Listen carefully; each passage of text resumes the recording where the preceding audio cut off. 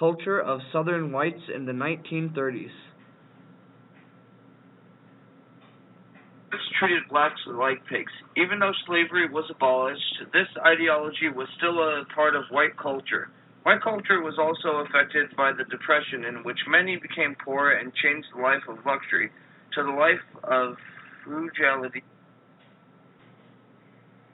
The character and condition of poor white is rooted to the institution of slavery. Rather than provide wealth as it had for the Southern elite, in stark contrast, slavery considerably hindered progress of whites who did not own slaves by exerting a crowding out effect, eliminating free labor in the region.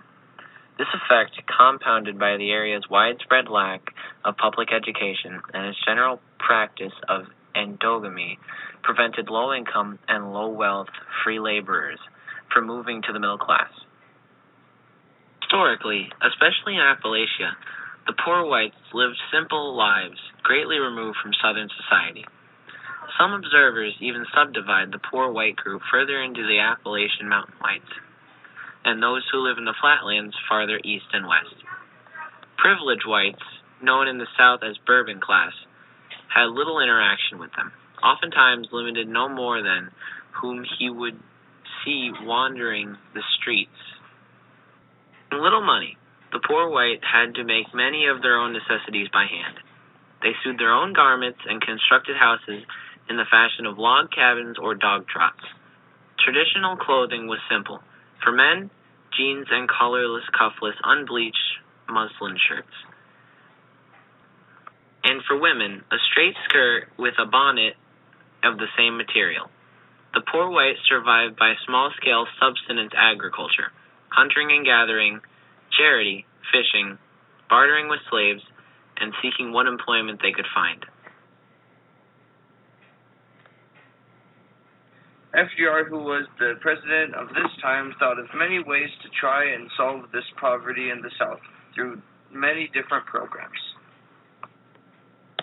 All of these programs created by FDR fall under the New Deal, which was a government plan that was fulfilled over 8 years.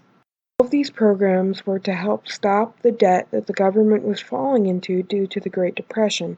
It also was to help stop the debt that all of the people of the United States were in.